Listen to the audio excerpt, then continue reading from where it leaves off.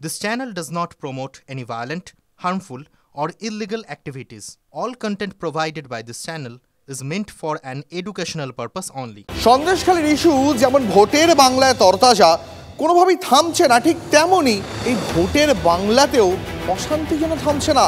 ভোটের আগে হোক বা ভোটের পরে সংঘর্ষ, বোমাবাজি, বিস্ফোরণ, শৈশব আক্রান্ত প্রত্যেক দিন যেন চলছেই। মুর্শিদাবাদ, পান্ডুয়ার পর এবার বীরভূমের নলহাটি। বোমা ফেটে গুরুতর জখম ষষ্ঠ শ্রেণীর পড়ুয়া। গুরুতর জখম পড়ুয়া শামীম রেজা রামপুরহাট মেডিকেল কলেজ হাসপাতালে ভর্তি। বাড়ির বাইরে বোমা ফেটে রক্তাক্ত কিশোর। চকলেট বোমা ফেটে বিপত্তি, দাবি জখম কিশোরের পরিবারের। ছেলের মুখে খবর পেলাম যে আব্বা আমি ওই চকলেট বোম 2-3টাকে জয়েন করি, আগুন ধরে নিয়েছি। এটা বাড়ির একবারে দরজাতে ঘাস ছিল, পাথর ছিল ছোট ছোট 1/2 ইঞ্চি, ওতে তার জন্য ছুটে এসে চোখে মুখে লেগেছে।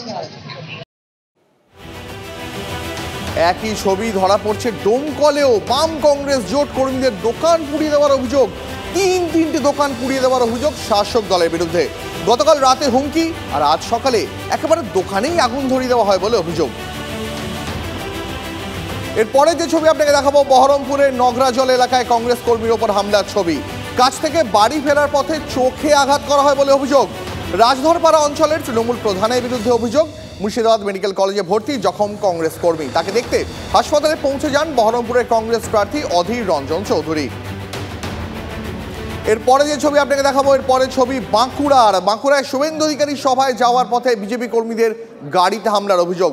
পাত্রসায়রের জামকুড়ি গ্রাম সংলগ্ন এলাকায় বিজেপি কর্মীর গাড়ি ভাঙচুরের অভিযোগ। ছোড়া হয় বোমা। তৃণমূলের দিকে অভিযোগের আঙুল, যদিও সব অভিযোগ অস্বীকার করেছে শাসক দল।